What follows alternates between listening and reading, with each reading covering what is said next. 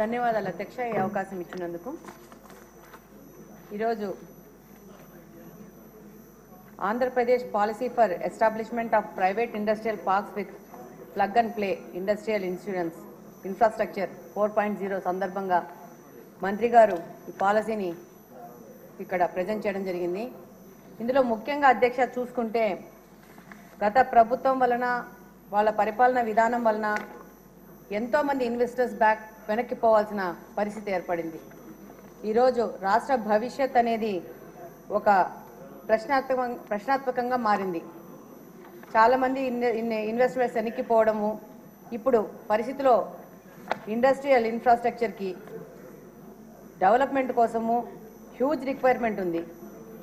అధ్యక్ష, ఈరోజు ఈ యొక్క ప్రభుత్వం యొక్క కొత్త పాలసీలో ప్రైవేట్ వ్యక్తుల భాగస్వామ్యం అనేది తీసుకురావడం అనేది చాలా ముఖ్యమైన విషయము. ఈ యొక్క ఇండస్ట్రీస్ డెవలప్మెంట్ పార్క్ కోసము ప్రైవేట్ వ్యక్తుల భాగస్వామ్యం అనేది తీసుకొని వచ్చారు ఈ పాలసీలో.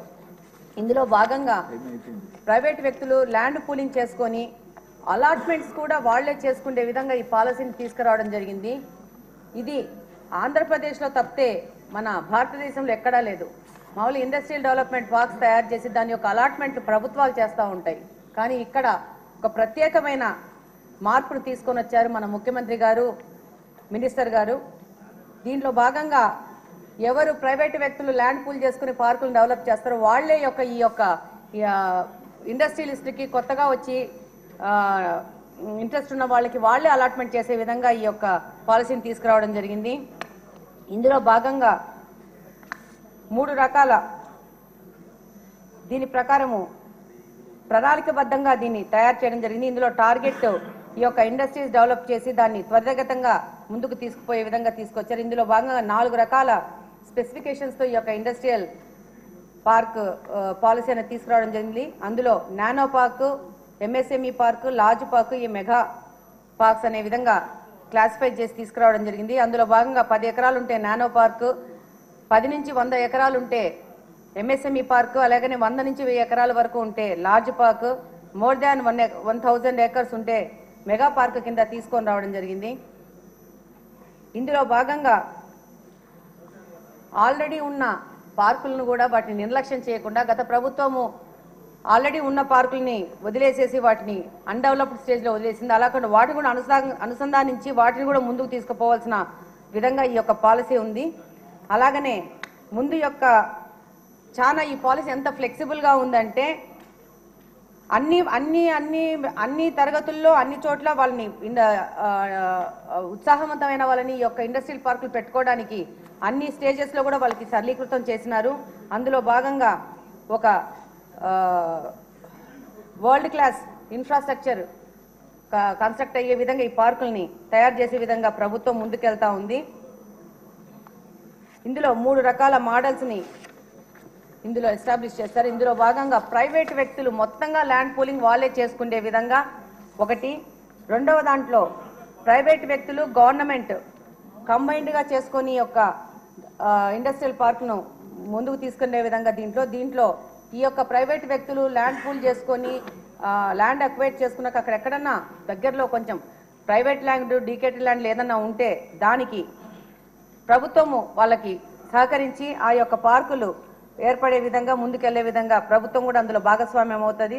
దాంతోపాటు ఆ యొక్క ల్యాండ్ అక్విజిషన్ అనేది ప్రభుత్వం చేసి వాళ్ళని ప్రోత్సహించే విధంగా ముందుకు పోవడం జరుగుతుంది. 3వ భాగం ఏంటంటే ఇందులో భాగంగా పూర్తిగా గవర్నమెంటే ఏపీఐఐసి ద్వారా ల్యాండ్ పూలింగ్ చేసుకునేసి ఈ పార్కును ఏర్పాటు చేయడం జరుగుతుంది.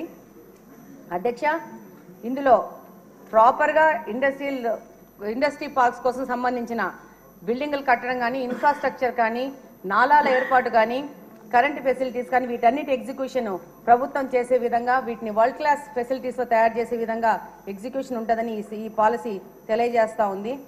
ఈ పాలసీలో ఇన్సెంటివ్స్ చాలా ఉన్నాయి. ఇందులో భాగంగా ఎంఎస్ఎంఈ నానో పార్కులలో 100% అప్ ఫ్రంట్ ఫెసిలిటీస్ ప్రభుత్వం కలగజేస్తూ ఉంది. అందులో భాగంగా నాలా charges, CLU charges, layout approval fees, stamp duty, registration చార్జెస్లో కంప్లీట్గా 100% ఎగ్జంప్షన్ చేసే విధంగా ప్రభుత్వం ఈ పాలసీని తీసుకొని వచ్చింది అధ్యక్ష. అలాగనే మైల్ స్టోన్ బేస్డ్ ఇన్సెంటివ్స్లో భాగంగా ఈ యొక్క నానో అండ్ ఎంఎస్ఎంఈ పార్కులలో దగ్గరగా 5 లక్షల వరకు సబ్సిడీ ఇచ్చే విధంగా ప్రభుత్వం ఈ పాలసీని తీసుకొని వచ్చింది. అలాగనే రెండవ ఈ లార్జ్ అండ్ మెగా పార్క్స్కి కోసం కూడా 3 లక్షల రూపాయలు సబ్సిడీ ఇచ్చే విధంగా ఈ యొక్క పాలసీని తీసుకురావడం జరిగింది. ఇంకా మిగిలిన మౌలిక వసతుల కల్పన పైదానికి ఎలా ఉందో అలానే ముందుకు పోవడం జరుగుతూ ఉంది.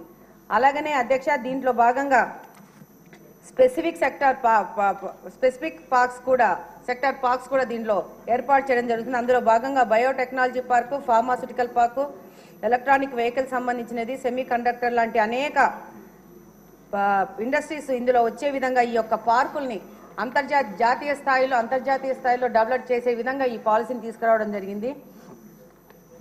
అలాగనే ఇందులో ఏదైనా పార్కును డెవలప్ చేసినప్పుడు అక్కడ ఎంత ట్రాన్స్పరెంట్గా ఈ పాలసీని ఏర్పాటు చేయడం జరిగిందంటే ఈ యొక్క కరెంట్ కానీ, వాటర్ ఫెసిలిటీ కానీ, రోడ్డు ఫెసిలిటీ కానీ ఎవరికి దగ్గరగా ఉంటుందో ఏ ఒక్క ఉత్సాహపరుడు వచ్చేసి దాన్ని ఇండస్ట్రీ పార్కును తయారు చేసుకోవాలనుకున్నప్పుడు వాళ్ళకి ఫస్ట్ ప్రయారిటీ ఇచ్చే విధంగా ఈ యొక్క పాలసీ అనేది తయారు చేయడం జరిగింది.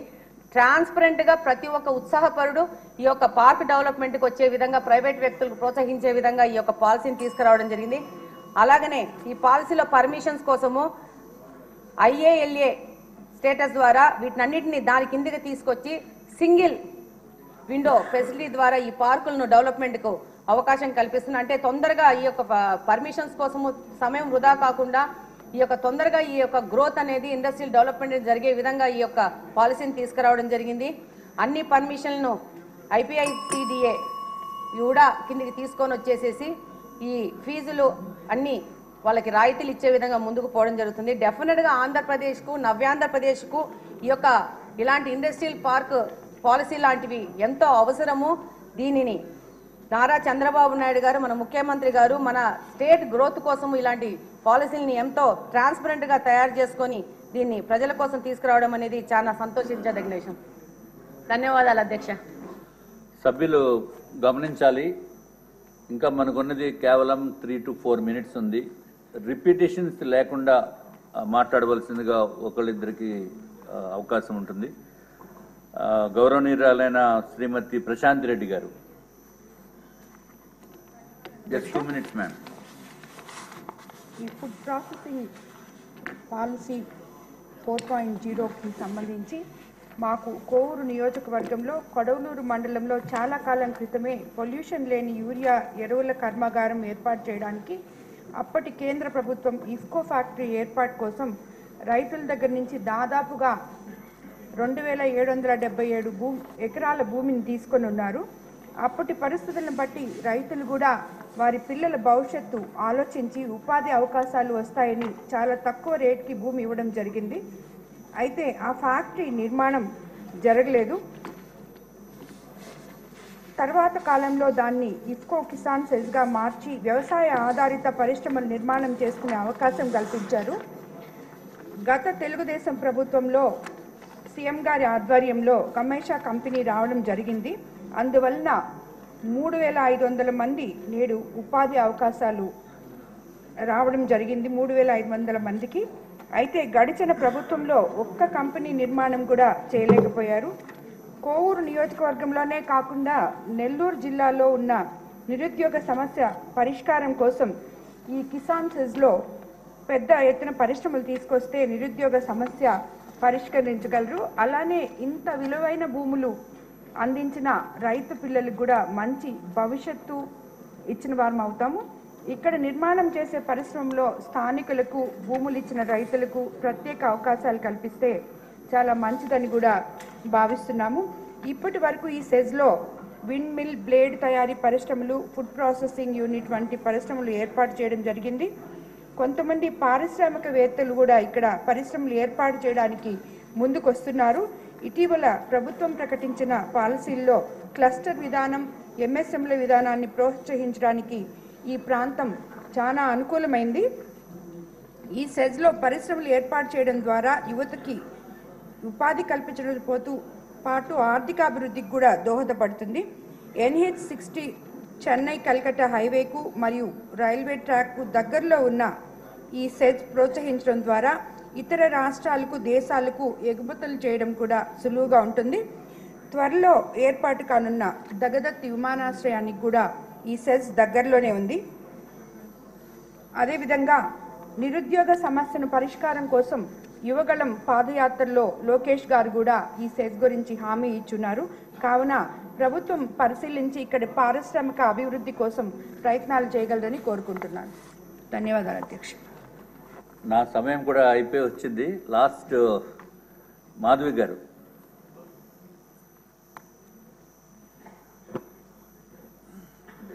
ధన్యవాదాలు అధ్యక్ష. నిజంగా ఈరోజు ఈ పాలసీల గురించి వింటుంటే బడ్జెట్ చూసిన ఆనందం కన్నా ఐఎమ్ గెటింగ్ గూస్ బంప్స్. చాలా డీటెయిల్డ్గా ప్రజెంట్ చేశారు. గౌరవ మంత్రులందరికీ కూడా ధన్యవాదాలు. నేను ముఖ్యంగా మాట్లాడాల్సింది ఓన్లీ ఎస్హెచ్జీస్ గురించి. ఎస్హెచ్జీ టు ఎంఎస్ఎంఈ ప్రోగ్రాం గురించి మాట్లాడారు మంత్రి గారు. ఇక్కడ చిన్న ప్రాబ్లమ్స్ ఏమొస్తున్నాయంటే ఎస్హెచ్జీ ఈరోజు ఇండివిజువల్గా ఆపరేట్ చేస్తున్నారు. సెంట్రల్ గవర్నమెంట్ స్కీమ్స్ తీసుకొని వాళ్ళకి ఏదో పేపర్ ఫ్యాక్టరీస్ కానీ అగరబత్తి ఇండస్ట్రీస్ కానీ అలా చిన్న పెడుతున్నారు. So SHG as a cluster అన్న దాని గురించి ఒకసారి ఆలోచించమని మంత్రి గారికి నేను రిక్వెస్ట్ చేస్తున్నాను. ఎందుకంటే దానివల్ల చాలా ప్రయోజనాలు ఉన్నాయి. ఎందుకంటే మంత్రి గారు already common facilities for a cluster in a park గురించి చెప్పారు. అక్కడ మనం ఇంటిగ్రేట్ చేస్తే దీన్ని చాలా బెనిఫిట్స్ ఉంటాయి మినిస్టర్ గారు.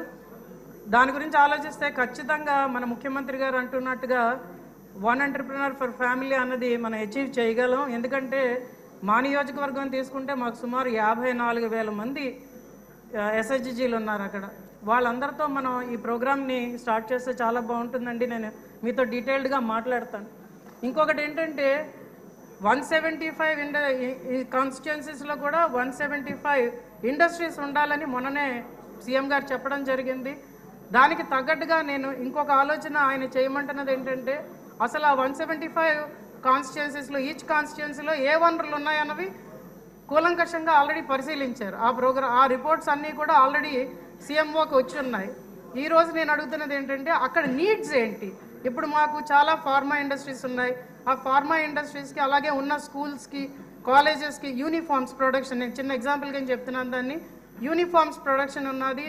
కాబట్టి ఆ యూనిఫామ్స్ తయారు చేసే యూనిట్ కూడా మాకు లోకల్లో ఉండేటట్టు. ఎందుకంటే మనం ఒకటి అబ్జర్వ్ చేయాల్సింది ఏంటంటే ఈ పల్లె ప్రాంతాల్లో ప్రజలు లోకల్ జాబ్స్ కావాలని అడుగుతారు.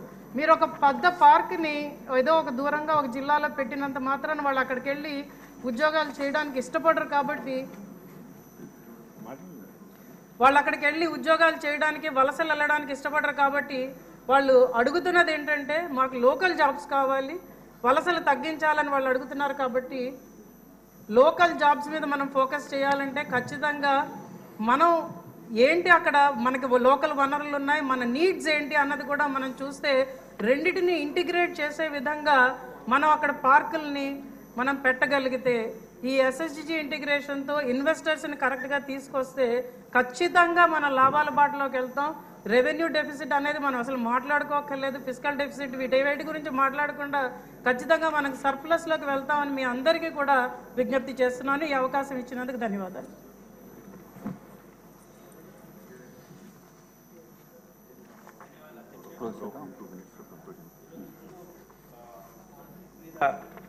ప్రవేశపెట్టారు. ఒకటి ఫుడ్ ప్రాసెసింగ్ మీద, ఇంకోటి ఎంఎస్ఎంఈ పాలసీ మీద.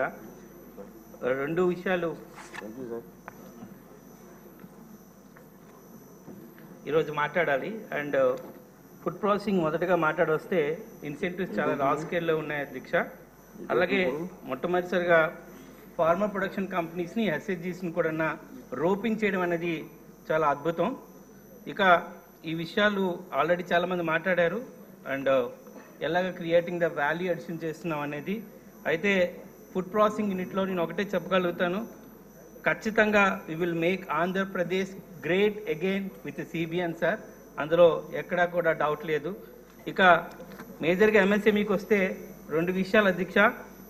మనం 1 నుంచి 10లో కొన్ని అంకెలు తీసేసి ఎలాగైతే క్యాలిక్యులేషన్ చేయలేమో అలాగా ఒక విషయం అయితే ఇందులో నాకు కనబడుతుంది. ఇందాకలా శాసనసభ్యులు రామాంజనేయులు గారు కూడా చెప్పున్నారు, సర్వీస్ సెక్టరు, ట్రాన్స్పోర్ట్ సెక్టరు ఏవైతే ఉన్నాయో అవి ఎస్సీ ఎస్టీ బీసీలు ముఖ్యంగా డిపెండ్ అయ్యి ఎంటర్ప్రెనర్ అవ్వాలనే ఆలోచనతో ఉంటున్నారు.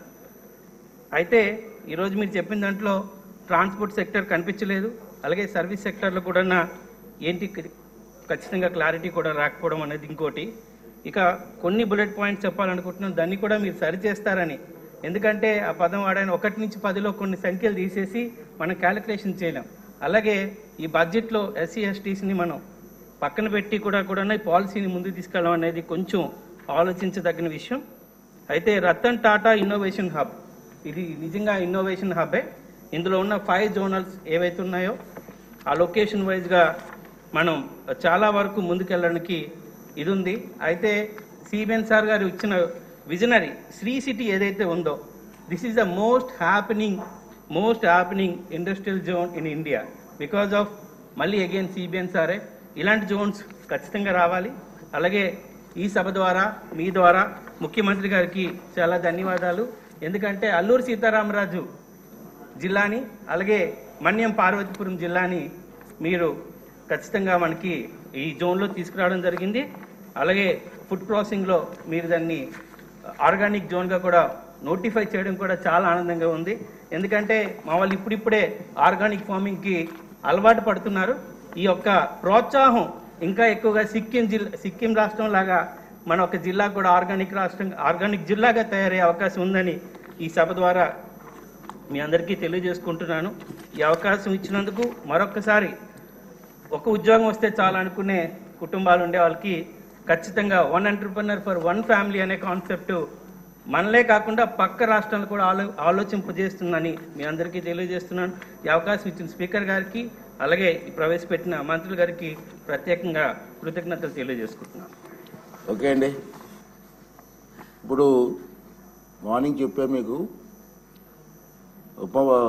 శాసనసభాపతిగా రఘురామరాజు గారు ఎన్నికైన సంగతి మీ అందరికీ తెలుసు.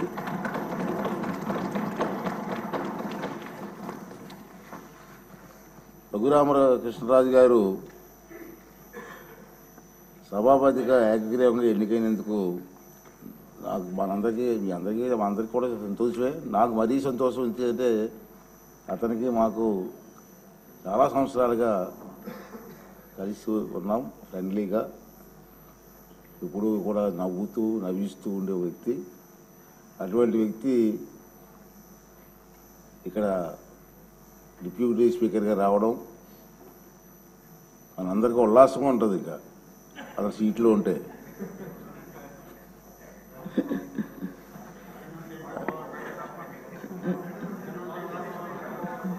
రఘురామకృష్ణరాజు గారు నాకు చిరకాల మిత్రులు అని చెప్పాను నేను. రాజుగారు 14th మే 62వ నాడు సంవత్సరంలో విజయవాడలోనే జన్మించారు. ఇక్కడే వీరు సూనారాయణ రాజు గారు అన్నపూర్ణ దంపతులకు జన్మించారు. వీరు మా విశాఖపట్నం ఆంధ్ర యూనివర్సిటీలో చదువుకున్నారు. పోస్ట్ గ్రాడ్యుయేట్ పట్టా పొందారు. అలాగే ప్రముఖ పారిశ్రామికవేత్త, మీ అందరికీ తెలిసిన విషయం, కొత్త ఏం కాదు. వేల మందికి ఉద్యోగ అవకాశాలు కూడా పారిశ్రామికవేత్తగా కల్పించిన వ్యక్తి.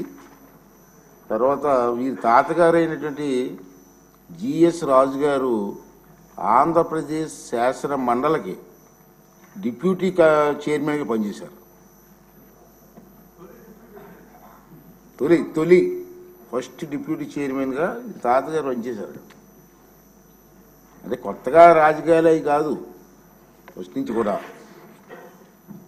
వీరు చాలా ప్రదేశాల్లో, అంటే మేము ఎక్కువ కాలం నుంచి కలిసి ఉంటున్నాం కాబట్టి తెలుసు నాకు, ఈ ప్రాంతం ఆ ప్రాంతంలో లేదు, ఎక్కడ హెల్త్ క్యాంప్స్ కానివ్వండి, బ్లడ్ డొనేషన్ క్యాంప్స్ కానివ్వండి, ఐ క్యాంప్స్ కానివ్వండి, వారి చేతుల మీదకి ఎన్నో కార్యక్రమాలు చేశారు. ఎవరైనా కార్యక్రమాలు చేస్తున్నప్పుడు కూడా వారికి సంబంధం లేకపోయినా అతను ఇన్వాల్వ్ అయ్యి ఆ కార్యక్రమాలు విజయవంతం చేయడం కోసం కూడా ప్రయత్నం చేసే సందర్భాలు నాకు తెలుసు. నేను ఎందుకు చెప్తానంటే అటువంటి స్వభావం కలిగిన వ్యక్తులని. తర్వాత రాజకీయాలు కూడా కొత్త ఏం కాదు. 2019 సంవత్సరంలో నరసాపురం లోక్సభ నియోజకవర్గం నుంచి మొదటిసారిగా లోక్సభ సభ్యులుగా ఎన్నికయ్యారు. ఆ విషయం కూడా మీ అందరికి తెలిసిందే. అతన్ని ప్రత్యేకంగా పరిచయం చేయవలసిన లేదు. గత 5 సంవత్సరాలు టీవీలో చూస్తూ ఉన్నాం కదా మనం. ప్రత్యేక పరిచయం చేయవలసిన వ్యక్తి ఏం కాదు. ఈ రాష్ట్రంలో మారుమూల గ్రామాల గురించి అడిగినా రాజుగారికి చెప్పే పరిస్థితి ఉంది. అది ఏ ప్రోగ్రాం అండి? రచ్చబండ గారు. రచ్చబండలో కార్యక్రమం ద్వారా బాగా ఫేమస్ అయిపోయారు అతను.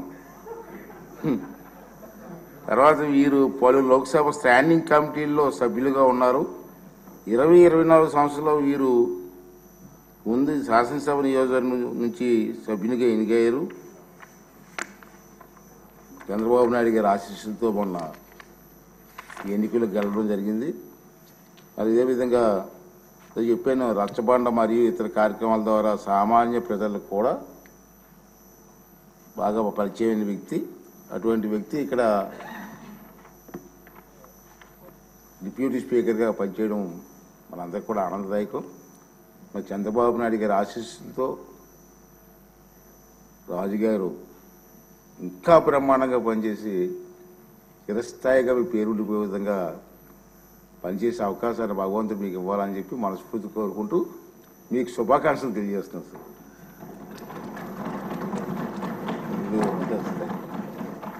సార్.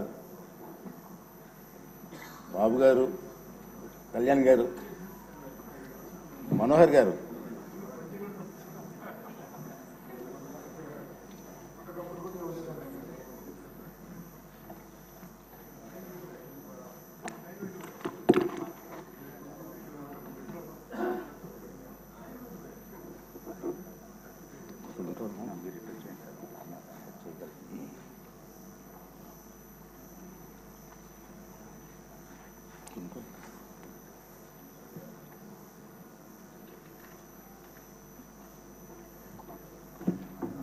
ధన్యవాదాలు.